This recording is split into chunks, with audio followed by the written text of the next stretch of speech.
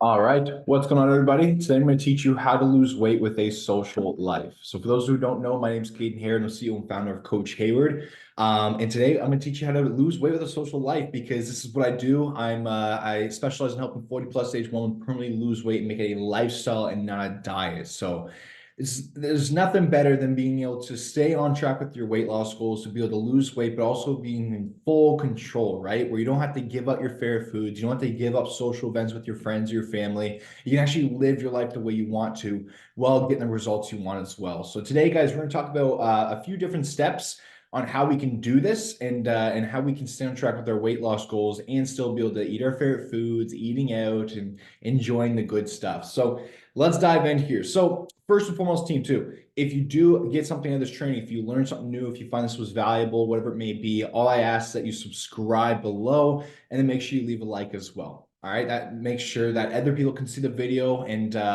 help them as well. All right, so let's dive in here, guys. So when it comes to how to lose weight with a social life, the first step here, okay, one of the first steps here, guys, when it comes to losing weight and whatnot, is learning to say no more. So sometimes, and this is not for everybody, but sometimes we get caught up in these environments that don't benefit our weight loss, right? Where let's say we have a social group of friends who love to eat out almost every single day.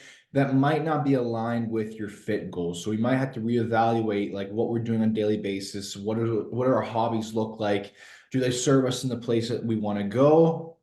We got to balance it out, right? So sometimes just learning to say no more will actually benefit you longer term. So that's the very first one that I want to add in there. Nothing too special, but learning to say no more. I promise you, if you have a hard time saying no to people, it does get easier as you go. The more you do it, the more it gets easier.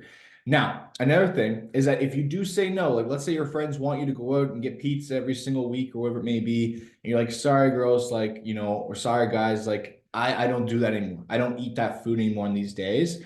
A real friend should support you. So you shouldn't have to worry about it anyways. If they're your real friends, they should support you in the healthy moves that you're making for yourself. All right. Now, the next one, and this is key, is planning before. Okay, planning before, like there's many ways we can go about this. All right, but planning before you go out is going to be so helpful on your fitness journey. So let's say, you know you're going to go out one night and you're going to have some drinks or it may be, and your goal is to not drink too much and to not, get drunk and end up eating all these snacks, whatever it may be. The easiest things that you could do before you go out then is filling up on a high protein meal, either a protein shake, whatever it may be, drinking lots and lots of water. So that way you're already full before you go out. So you're less likely to drink as much and less likely to eat as much as well. Another thing that you could do that morning before you go out is that if you know you're going to eat more calories in the evening, then maybe you want to fast in the morning, right? Cut out your breakfast, have a high protein lunch, and then have a quick, small, like, high protein meal before you go out. So that way you cut calories out, you're staying full, and you're staying on track. And then you can go out and then enjoy yourself. So that's another thing there is just planning before, knowing ahead. So that way you're planned, everything's set up properly. Now, that could even be, planning your cheat days. So let's say if you want to lose weight, but you don't want to cut out like your favorite meals, then instead just plan them in, right? Like the 80-20 rule. So eat well, let's say 80% of the time, and then that 20% have those cheat meals. So having that planned in though will help you so much because then it's not like it's not always in your mind like, do I want to get the ice cream today? Do I want to get the ice cream today? Oh, I want to get the ice cream today. I had a stressful day today. I want to get the ice cream today. No, and instead just plan it in. Okay, when are we having this cheat meal? Is it on the weekends? Is it on Wednesdays? When do we have it? Sometimes that works best for some people. Sometimes it doesn't. Sometimes, other people don't like that, have that specific cheat day in specific days. But everyone's different. But that's one thing that can help so, so much. That's what I do personally is I plan my cheat meals for the weekends. So that way it's not like a guessing game. It's not a battle during the week for me. I stick to my plan during the week. And then even on the weekend, I stick to my plan, but I can have that cheat meal. Okay. So the next one here, guys, and this is one of the ones that's most important here in today's training, and this is knowing your numbers. You got to know your numbers if you want to lose this weight, and if you want to be able to enjoy your social life, if you want to enjoy yourself in general, and not have to stress about the scale. You got to know your numbers because if not, it's always going to be a guessing game, right? It's always like that battle. Like, why am I not losing weight? Why is the scale not moving? Is my body broken? Is my hormones?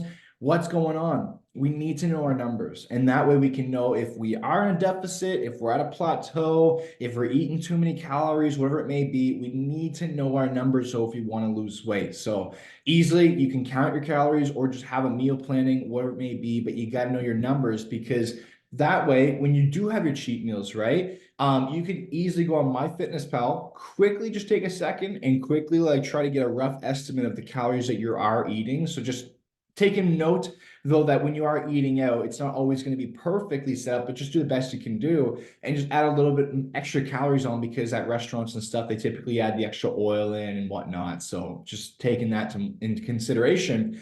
But just quickly tracking your numbers, what that's going to do is help you have control over your calories, right? So, okay, this meal, typically I'm only supposed to have 500 calories for my supper, but we went out last night and I had a couple of drinks and I ended up eating 1,000 calories instead of 500 calories. Okay, now I know though that I ate an extra 500 calories. I could just keep going and just have better expectations on my weight loss, that what that's going to show for the week. Or I could cut out those 500 calories the next day or the next 2 days by cutting out some carbs in my current meal planning, or just out of what I'm eating. So if I have a snack every day or if I have bread every day, I could cut that out, and I could do that for the next 2 to 3 days to get back on track with my weight loss.